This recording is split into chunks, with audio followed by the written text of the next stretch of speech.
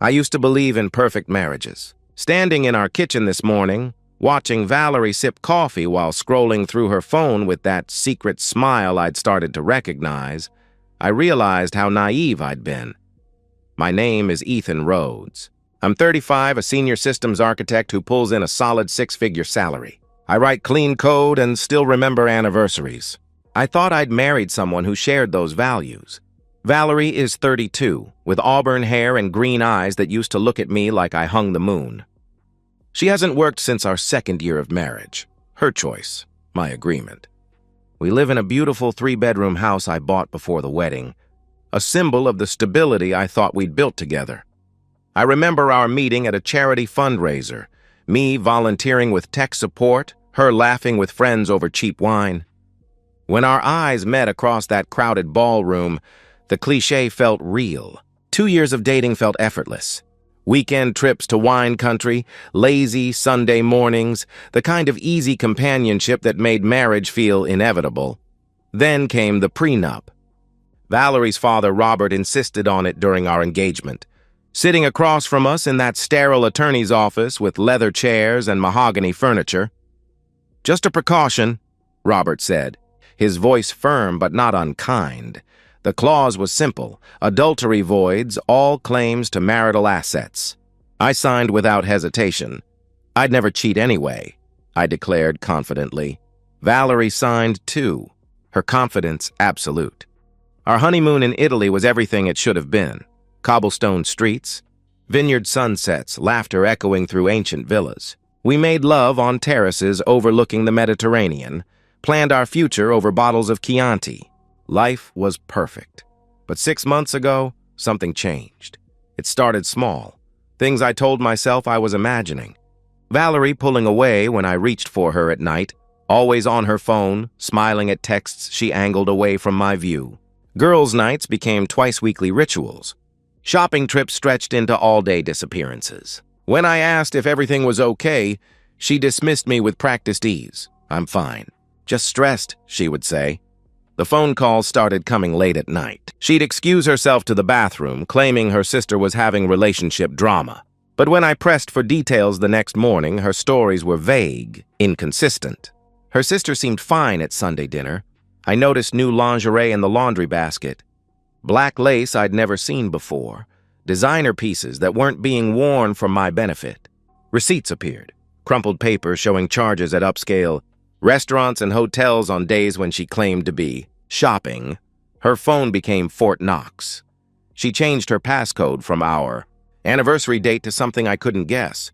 Started taking it everywhere, angling it away when texts came in.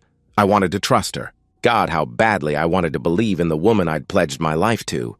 But my gut screamed otherwise. A primal warning that echoed through my chest every time she smiled at her phone. Every time she came home late with explanations that didn't add up. Tonight, watching her scroll through her phone with that secret smile while mindless reality TV played, I finally admitted what I'd been avoiding for weeks. This wasn't stress.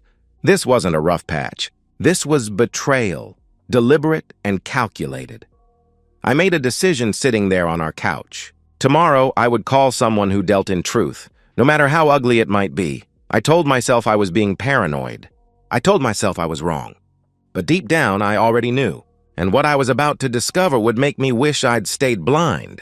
The name Raymond Cross came from Jake Murphy, a colleague whose marriage had imploded 3 years ago. "Best investigator in the city," Jake had told me. "You need proof. He'll get it." The phone call was brief, clinical. "Cross Investigations," a gravelly voice answered. "I think my wife is cheating," I said, the words tasting like ash. "I need proof. How long have you suspected?" Raymond's tone was matter-of-fact. 6 months. "Maybe longer," I replied.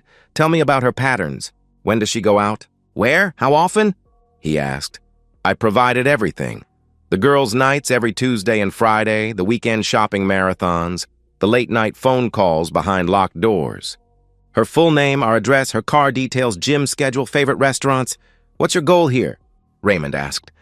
"What kind of proof do you need?" "The kind that holds up in court," I said without hesitation. The prenup flashed through my mind. "I need everything documented, time-stamped, undeniable." My retainer is $5,000. Most cases like this take 2 to 3 weeks if there's something to find, he explained. I transferred the money that afternoon, feeling like I was purchasing the destruction of my own life. The next 3 weeks were pure torture. I went through the motions, cooking dinner, making small talk, lying beside a woman who felt like a stranger. Valerie seemed oblivious to my scrutiny, or maybe she was just confident in her deception. She started coming home smelling different. Not just perfume, but cologne. Expensive cologne I didn't wear, lingering despite her attempts to mask it. New lingerie appeared in the laundry. When I complimented a new set, she claimed she'd bought it months ago, but I would have noticed. Every morning I checked email for Raymond's updates. The first week brought surveillance reports. Photos of Valerie's car at various locations, timestamps proving she wasn't where she claimed to be. Shopping trips that took her to hotel parking lots. Girls' nights at expensive restaurants her friends couldn't afford. Then photos started arriving. Grainy at first, surveillance shots showing Valerie with someone. A man. Dark hair, expensive suit, confident stride. In clearer images, they held hands across candlelit tables, kissed in parking lots with new lover passion. Raymond's reports grew detailed. Subject continues pattern of deception. Physical contact observed. Investigating male companion's identity. Then Raymond called on Thursday afternoon. The gravity in his voice told me everything. We need to meet. In person, he said. His office was exactly what I'd expected. Generic building, fluorescent lights, tired eyes that had seen too much. Raymond spread photos across his desk like dealing cards. Your wife is having an affair, he said without preamble. At least 4 months, probably longer. I've documented everything. The photos told the story I dreaded. Valerie and this man, Connor Lane, according to Raymond, in increasingly intimate poses. Restaurant dinners, parking lot embraces, hotel entries and exits with timestamps proving they weren't meeting for coffee. Then came video footage. Raymond slid a tablet across the desk. Hotel security camera. I have contacts, he explained. The video was explicit, undeniable, time-stamped. Valerie and Connor in a hotel room, bodies intertwined with passion I hadn't seen from my wife in months. Her face flushed with pleasure, movements urgent and desperate. She looked alive in a way that made my chest tight with rage. Connor Lane, 38, real estate developer, Raymond continued. Married, 2 kids, lives in Westfield Estates, worth about $3 million. He's done this before, 2 other affairs in 5 years. My hands clenched until knuckles went white. 4 months of lies, elaborate deceptions, my wife coming home to me after being with him. How long? I asked. 4 months confirmed? Based on patterns and comfort level, probably 6 months total, he answered. I took copies of everything. Photos, videos, surveillance reports. The evidence was ironclad, devastating, but instead of confronting Valerie immediately, I made another call. To Margaret Sinclair, the divorce attorney who'd handled Jake's case with ruthless efficiency. I need a consultation for divorce, I said, staring at photos of my wife with another man. I have proof of adultery. How's tomorrow at 10? Ms. Sinclair will want to review everything, the receptionist replied. Tell her it's straightforward. My wife violated our prenup and I want her to lose everything, I stated. I had the proof. I had the rage. But I also had something more dangerous, patience. Because I wasn't just going to catch her. I was going to destroy her. Margaret Sinclair's office occupied the top floor of a downtown high-rise, all windows and expensive furniture that spoke of ruthless competence. She was exactly what I'd expected, sharp-eyed, impeccably dressed, with the predatory smile that made opposing counsel nervous. Show me what you have, she said, gesturing to the leather chair across from her desk. I spread Raymond's evidence across the polished surface. Photos, videos, time-stamped reports, organized with methodical precision. Margaret reviewed everything with surgical detachment. She paused at certain photos, made notes, watched video clips with an expression that never changed. When finished, she leaned back and smiled, not warmth but cold, predatory satisfaction.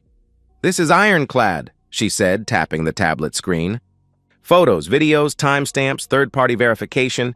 Combined with your prenuptial agreement, she gets nothing. Absolutely nothing. She pulled out my prenup and traced the relevant clause. Adultery voids all claims to marital assets. Clean, simple, unbreakable. The house is premarital property anyway. All savings, retirement accounts, investments, everything remains yours, she explained. I leaned forward. I want to file immediately, but don't serve her yet. Margaret raised an eyebrow. You want to confront her first?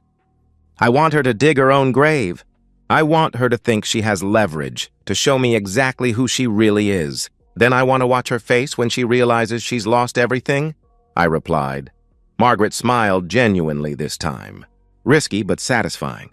And legally sound. We'll have papers ready. When you decide to proceed, I can have a process server at your door within an hour. We spent 2 hours discussing strategy. The prenup's implications were devastating. Adultery didn't just void Valerie's asset claims, but eliminated alimony. The house, purchased before marriage, was mine regardless. Joint savings, retirement accounts, even furniture, all mine. Your father-in-law built the perfect weapon to destroy his daughter's financial security, Margaret noted with irony. He thought he was protecting you both. Instead, he made her divorce the most expensive mistake of her life. Over the next week, I prepared with methodical precision. Every system needed a blueprint, and destroying my wife's world required the same careful planning as enterprise software. I opened a separate bank account, transferring enough for expenses but leaving joint accounts intact. No red flags. I changed personal account passwords but left shared ones alone. I consulted an IT security expert about recording conversations. Single-party consent state, I was covered. I backed up 5 years of financial records, documenting every major purchase and account. If Valerie wanted to fight, she'd discover I'd documented our entire financial life with obsessive detail. At home, I played the oblivious husband perfectly. Asked about her day, mentioned car trouble, suggested vacation planning.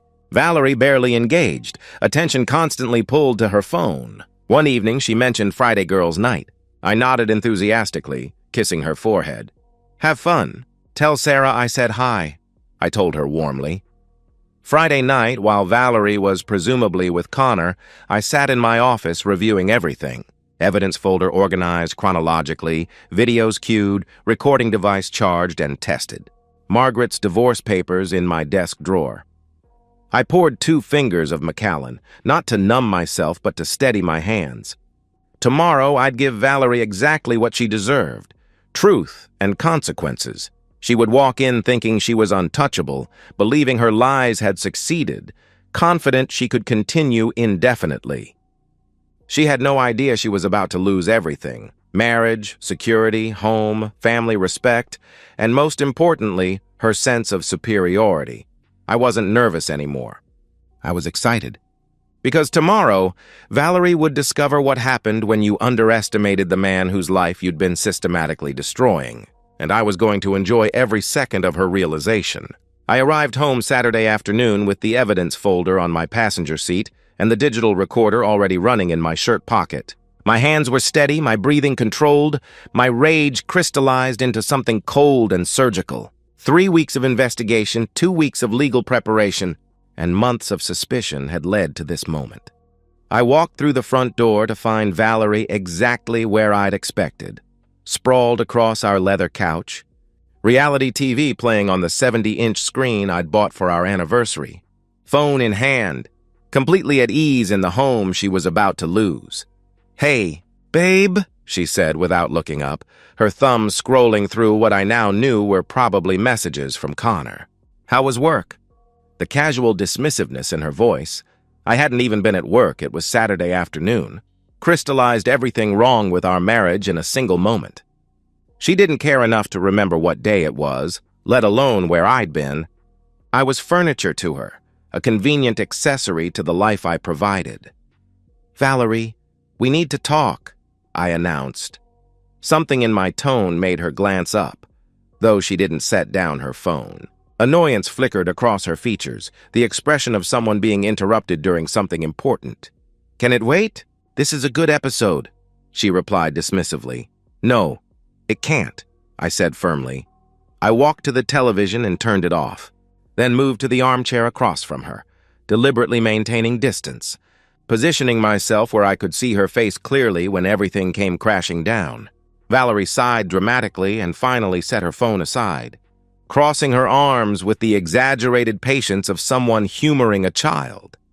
"I know about the affair," I stated. The words landed like stones thrown into still water, creating ripples that spread across Valerie's face in waves. Surprise, followed by rapid calculation, then something that looked almost like relief. For a split second, her mask slipped completely, and I saw someone I didn't recognize. Someone cold, calculating, unafraid. "What are you talking about?" she asked, her voice measured, testing, probing to see how much I actually knew. This wasn't the response of an innocent woman wrongly accused. "This was strategy. Don't play dumb, Valerie. I know about Connor Lane," I replied evenly. The name hit like a physical blow. The blood drained from her face for just a moment before professional composure reasserted itself. She was good at this, probably had been lying to me far longer than I'd suspected. But she wasn't good enough. The mask cracked completely. Valerie's eyes narrowed. Her posture shifted from defensive to something approaching aggressive. She set her phone down with exaggerated care, leaned back against the couch cushions, and crossed her arms. The body language of someone who'd just decided to stop pretending. "Okay," she said, her voice carrying a new edge. "So you know, no denial, no tears, no shocked protestations of innocence or pleas for forgiveness. Just acknowledgement, casual as discussing the weather. In that moment, I realized I'd never really known my wife at all. "So you're not even going to deny it?" I asked, my voice remaining level, though my heart was pounding against my ribs like a caged animal. "Why would I?" she replied, standing up and beginning to pace the length of our living room, warming to what she clearly thought was a position of strength. "Ethan, let's be adults about this. You're a good man, reliable, stable, financially secure. But you're also predictable, boring. Connor makes me feel alive in ways you never could." She was actually lecturing me. Standing in the home I'd bought, wearing clothes I'd paid for, having just admitted to months of infidelity, and she was treating me like I was the problem. The audacity was breathtaking. "Here's how this is going to work," she continued, her confidence building with each word. "Connor and I are staying together. This isn't some fling, Ethan. We're in love. Real love. The kind that makes you forget everything else exists. I'll bring him here once a week. Wednesday nights when you're usually working late anyway. You'll deal with it." I stared at her, genuinely speechless. She wasn't just admitting to adultery, she was proposing to institutionalize it. To turn our marriage into some twisted arrangement where I paid for the privilege of being humiliated in my own home. "Or what?" I asked, my voice dangerously quiet. Valerie's smile was pure predator, the satisfied grin of someone who thought they were holding all the cards. "Or I divorce you and take half of everything. The house, your savings, your retirement accounts, all of it. Community property, baby. 50-50 split. I'll ruin you financially while Connor and I build something real," she declared smugly. She walked to the kitchen, poured herself a glass of wine like she was celebrating. Like she'd already won. "And honestly, Ethan, this is your fault. You're boring, predictable. You come home, eat dinner, watch TV, go to bed. Connor takes risks. He's exciting. He makes me feel like a woman, not some housewife appliance you wheel out for company parties," she continued, sipping her wine. She smirked at me over the rim. "Connor owns half the commercial real estate downtown. He's worth 3 times what you make.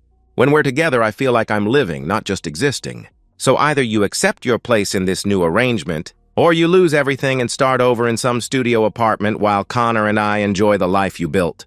The room fell silent except for the muted sound of traffic outside and the hum of our refrigerator. Valerie stood there sipping wine, radiating satisfaction, completely convinced she'd just delivered a masterstroke. She had no idea she'd just handed me everything I needed to destroy her completely. I reached into my bag and pulled out the evidence folder, dropping it on the coffee table with a sound that echoed through the room like a gunshot. "Open it!" I commanded. Valerie frowned, her confidence wavering for the first time. "What is this?" "Open it," I repeated firmly. She set down her wine glass and moved toward the table, her movement suddenly uncertain. The folder seemed to loom larger as she approached it, like it contained something dangerous, which, from her perspective, it absolutely did. Her hands were shaking slightly as she opened the folder. Photos spilled across the coffee table like accusations. Her and Connor kissing outside restaurants, holding hands in parking lots, entering hotels together. Then came the video stills, explicit and time-stamped, leaving no room for interpretation or denial. I watched the color drain from her face like water from a broken pipe. Her mouth fell open, her breathing became shallow and rapid. The confident woman who'd been lecturing me about accepting my place was transforming into someone desperate and afraid. "I hired a private investigator 3 weeks ago," I said, my voice calm as a surgeon's explaining a procedure. "I have photos, videos, surveillance reports, everything." Valerie's hands were trembling now as she picked up photo after photo, each one a nail in the coffin of her arrogance. "Ethan." "Wait!" she began desperately. "Remember the prenup your father insisted on?" I leaned forward, enjoying her mounting panic for the first time in months. "The one with the nice little clause about adultery voiding all marital asset claims?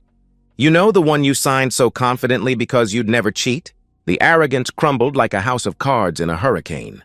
Tears filled her eyes. Real terror now. Not performance, not manipulation. "Ethan, please, it was a mistake. I'll end it right now. Give me another chance. I love you," she pleaded frantically. The desperation was almost pathetic. The woman who'd been demanding I accept her lover in our home was now begging for mercy she'd never have shown me. "A mistake?" I laughed, cold and bitter. "You just finished telling me you were going to bring Connor into my house once a week. That I had to accept it, or you'd ruin me financially. That this was all my fault for being boring. That was your final offer, remember?" "I didn't mean it. I was upset. I wasn't thinking clearly," she stammered. "Oh, but wait. There's more." I pulled out my phone, queued up the recording I'd been making since I walked through the door. "I want you to hear something." Her own voice filled the room clear as crystal. "I'll bring him here once a week, Wednesday nights, when you're usually working late anyway. You'll deal with it, or I divorce you and take half of everything. This is your fault. You're boring, predictable. Connor makes me feel like a woman, not some housewife appliance." Valerie's face crumbled completely. "You recorded me?" she asked, her voice breaking on the words. "Every single word," I confirmed, standing up and walking over to where she was standing, looking down at the woman who'd spent months destroying our marriage. "You want to know what's predictable, Valerie? A cheating wife who thinks she's smarter than everyone else, right up until the moment she realizes she's been caught." I walked to the front door and opened it wide, the cool evening air rushing into our living room. "Get out! Ethan, please!" she sobbed, mascara running down her cheeks. The confident adulteress replaced by a desperate woman who'd just realized the magnitude of her mistake. "I'm sorry. I love you. I'll do anything. I'll never see him again. We can go to counseling. Please don't do this." "Where am I supposed to go?" she wailed, her voice echoing through the neighborhood. "Not my problem," I replied coldly. I grabbed her purse from the side table and handed it to her. "You should have thought about that before you decided to f*** another man in hotel rooms while planning to humiliate me in my own home." I guided her toward the door, not roughly, but firmly, the way you'd escort a trespasser off your property. "Ethan, please! I have nowhere to go." "What about my things?" she cried. "Your lawyer can arrange to collect them." "After the divorce is final," I answered. "My lawyer?" "I don't have a lawyer!" "I can't afford," she protested. "Should have thought of that before you violated the prenup that's going to leave you with nothing." I stepped back, giving her space to walk through the doorway. "Goodbye, Valerie." She stood on the porch, sobbing, begging, reaching for me through the open door. "Please, I'm sorry." "I love you. Don't do this to me." I closed the door and turned the deadbolt. The click echoed through the house with beautiful finality. Valerie pounded on the door, her sobs and pleas muffled by the solid wood, but I was already walking away. I pulled out my phone and sent 2 texts. The first to Margaret. "Confrontation complete. Proceed with filing." The second to Robert, Valerie's father. "Need to speak with you. Can you call me tonight?" Then I poured myself another whiskey and listened to my wife's world fall apart on the other side of the door. She'd thought she was untouchable. She'd thought she could destroy me and walk away with half of everything I'd worked for. Instead, she'd just destroyed herself. But I wasn't done. Not even close. Robert answered on the first ring, his voice heavy with exhaustion. "Ethan, Valerie called crying, saying you'd thrown her out. What happened? He asked. I could have eased into it, but Robert deserved the truth. Robert, Valerie's been having an affair. I have proof. I'm filing for divorce and enforcing the prenup, I explained. Silence stretched across the phone line. I could picture him in his study, trying to process that his daughter had become exactly what the prenup was designed to protect against. Send me the proof, he said finally, voice controlled but strained. I forwarded everything, photos, videos, surveillance reports, the audio recording. Robert needed to know exactly who his daughter had become. 10 minutes later, my phone rang. Robert's voice carried profound disappointment and shame. I'm ashamed of her, Ethan. Deeply ashamed. You have every right to divorce her and enforce that prenup. She knew the consequences when she signed it, he said heavily. He paused, struggling with words no father should say. She gets nothing from us either. Linda and I discussed it. If she comes here looking for money or shelter, we'll turn her away. She made her choices. Thank you. I'm sorry it came to this, I replied. This is entirely her doing. That prenup was designed to protect both of you from exactly this situation, he responded. Within an hour, Valerie was at her parents' house. Linda called to tell me, voice shaking with anger and disappointment. She's on our porch crying, claiming you've ruined her life. But we heard the recording, Ethan. We know what she really said, Linda informed me. Through the phone, I could hear Valerie pleading with her parents to help her, to take her side against the husband who'd held her accountable. Robert's explaining that we won't help her, that we can't support what she's done. She's not welcome here anymore, Linda continued. The conversation ended badly for Valerie. Her parents, who'd raised her to believe in integrity, couldn't reconcile the woman on their doorstep with the values they'd tried to instill. But I wasn't finished. Valerie wasn't the only one who needed consequences. The next morning, I drove to Westfield Estates, the gated community where Connor Lane lived. His address led me to a beautiful home with pristine landscaping and children's toys scattered across the lawn. A woman answered, early 30s, kind eyes holding a toddler while another child played behind her. This was Diane Lane, innocent of her husband's betrayals. Can I help you? She asked, genuinely welcoming. Are you Connor Lane's wife? I kept my voice gentle. This woman was a victim too. Yes. Who are you? She replied curiously. My name is Ethan Rhodes. I'm married to Valerie Rhodes. I need to show you something about your husband, I explained. I handed her copies of the investigator's report. Photos, videos, time-stamped documentation. Diane's face changed as she opened it, confusion giving way to devastating heartbreak. She set the toddler down, hands trembling as she flipped through evidence. Photos of Connor holding hands with Valerie, kissing her, entering hotels together. Oh my God, she whispered. Oh my God. I'm sorry you had to find out this way, I said quietly.